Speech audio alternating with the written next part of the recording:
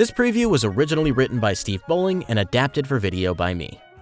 In our coverage of Tears of the Kingdom, we said that The Legend of Zelda Breath of the Wild changed everything. That quote is over a year old now, and when we said it back then, we had no idea just how true it was. The first new 2D Zelda in over 10 years, The Legend of Zelda Echoes of Wisdom shows that Nintendo meant what they said so many years ago, when they said they wanted to redefine the conventions of the Zelda series. We recently had the opportunity to spend an hour and a half hands-on with Echoes of Wisdom at a private preview event. We learned a lot about the game and how it works, but we have just as many questions as we do answers. The demo we played didn't contain any story details beyond what Nintendo has already revealed in trailers. It opened on Zelda in a cell in a dungeon. This dungeon served as a tutorial, teaching us how to use Zelda's basic abilities. At this point in the game, Zelda was already accompanied by Tri, the fairy that guides her on her journey, as well as the Tri-Rod, which grants Zelda her unique abilities. The most unique of these abilities is the ability to create echoes. To create an echo, you first have to copy an item or monster in the world. To copy an item, you simply walk up to it and hold ZR, which adds it to your repertoire. You can also copy enemies the first time you defeat them. You can't just create as many echoes as you like, however. Tri has a set amount of power, denoted by these small triangles trailing behind it. In the demo, Tri had 3 of these triangles, and each echo came with an attached cost. Simple items like beds, boxes, and pots cost a single triangle, where monsters could cost anywhere from 1 triangle for a weaker creature like a soul, to all 3 triangles to summon a Dark Knight. If you accidentally summon too many echoes, the first echo you created will automatically disappear. The opening dungeon taught us this through a stealth segment in which Zelda needs to sneak past several guards to avoid being caught. After creating echoes of boxes to jump on, and yeah, Zelda can jump without the aid of items, we were out into the dungeon proper and learning echoes left and right. This is where we got our first glimpse of 3D Zelda's influence on Echoes of Wisdom. There's no objectively right or wrong way to get Zelda past the guards. You could create echoes of boxes and climb above the guards, or you could throw an echo of a pot and distract them. Everyone that plays this game is going to come up with different solutions to these problems. We opted for platforming, as that felt like a new and novel way to approach problems in a Zelda game. Once we made the way past the guards, we were greeted by Impa, who gives Zelda the cloak we've all seen in the trailers after taking a decidedly more direct approach to dealing with the guards in Zelda's way. With the guards taken care of, we made our way to the Royal Family Shortcut, the first of a handful of side-scrolling segments in the demo. This section was designed to show off Zelda's ability to swim underwater, as well as let us experiment with how various echoes function. Once we got through there, rifts began to swallow the area, leading to a race against the rift to escape. It was a pretty fun sequence designed to help us get out into the overworld. It ends in an all-too-familiar shot of Zelda coming onto a beach. After making our way across the beach, we encountered our first monster, a Zol, one of the weaker monsters in series history. This is where you learn your first monster echo. We squished it with a rock and continued down the beach, which served as a tutorial of sorts for monster echoes. Monster echoes can't hurt you, and you can use that to your advantage. In one section of the demo, we created an echo of a sea urchin and was able to push it into other enemies. Nintendo also let us know that enemies you spawn as echoes can't ever be used to hurt you, creating openings for strategies you couldn't use in any other Zelda game, like using echoes as distractions while Zelda attacks the enemy herself. After learning how to use the monster echoes, Nintendo moved us on to a new section of the demo. This second section of the demo put us into the Overworld. Nintendo confirmed to us this is a new version of Hyrule. Though some parts of the map may seem familiar, this is not meant to be a continuation of any previous Zelda game, meaning we'll be waiting a while to see where in the Zelda timeline Echoes of Wisdom fits in. Though we were in the Overworld, Zelda was faced with a rift directly in front of her. There was a glowing hole in the rift, presumably opened by Tri.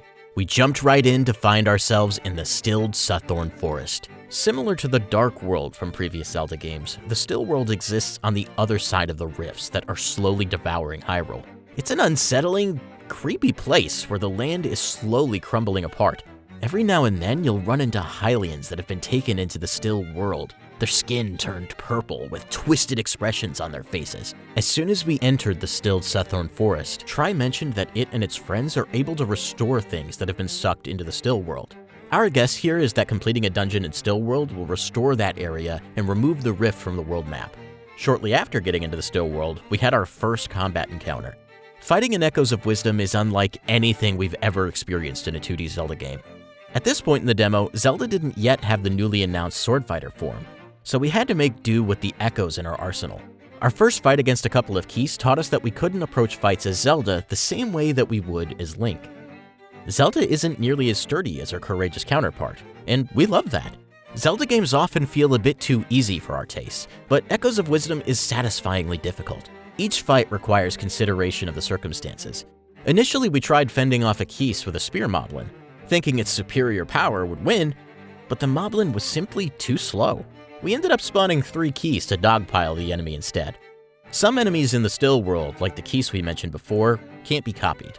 They're dark, shadowy versions of monsters that exist in Hyrule, and they behave exactly the same.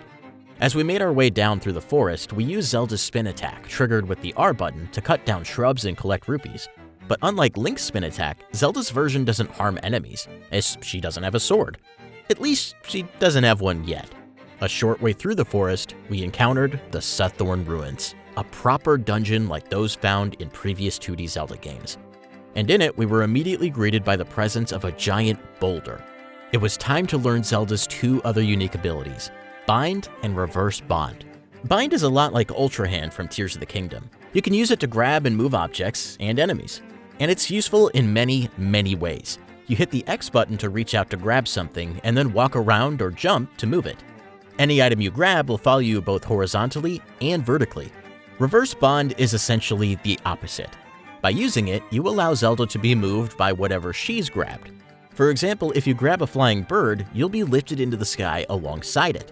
Both of them have their unique uses, but the Suthorn Ruins encouraged the use of Bind much more significantly.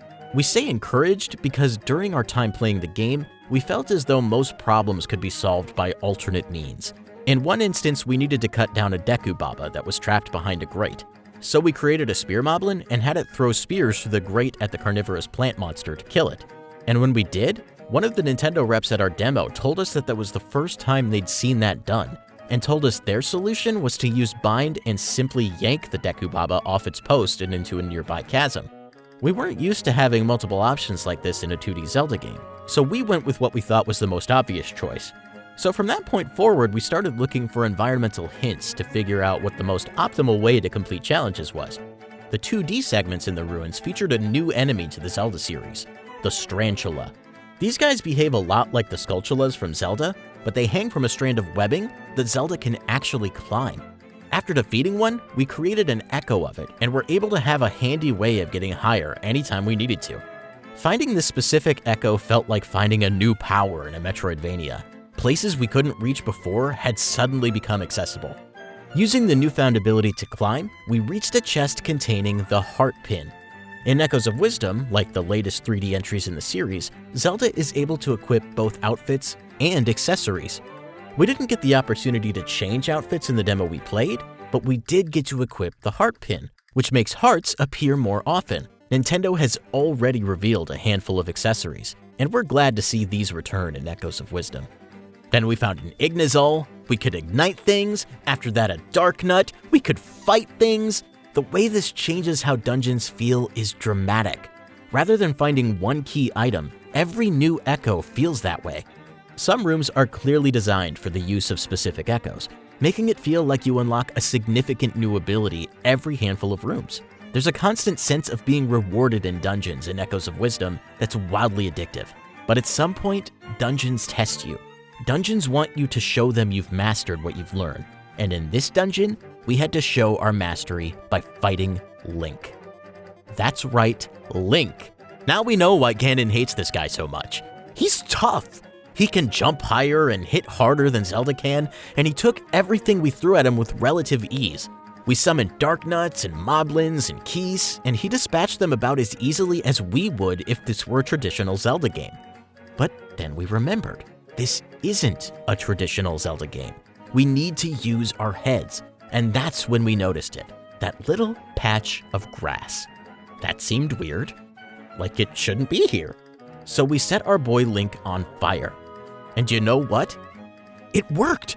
It was such a rewarding moment to realize that we were able to grasp a contextual hint and use our wits to best someone we were outmatched by in every other way. After defeating Link, we were able to grab his sword, earning ourselves the Sword Fighter form. Zelda can essentially transform into a Link-like form, complete with his moveset and physical capabilities for a short period of time. You can replenish your energy by killing enemies and picking up power in the still world, but we were told there's no way to recharge the Sword Fighter form in Hyrule. With Link defeated, there was only one thing left to do: fight the actual boss. After a couple more platforming challenges, it was time to put the new Sword Fighter form to use against a foe that might otherwise be unbeatable. The boss of this dungeon? A seismic talus. Not at all dissimilar to the taluses you encounter in Breath of the Wild and Tears of the Kingdom. It was so cool to see an enemy we identify with the 3D Zelda series executed so faithfully in a 2D game. Our Tears of the Kingdom training kicked in, and we quickly found the talus's weak spot. Then when exposed, we transformed into Sword Fighter mode and wounded it. But that's just how we played. After we defeated the talus, the demo was over. And even after finishing it, we find ourselves mulling over our choices, wondering how others would have done the same. We're really excited to see how different players approach these challenges when they get their hands on the game. We've waited 11 years for a new 2D Zelda, but we've waited a lifetime for a 2D Zelda game like this.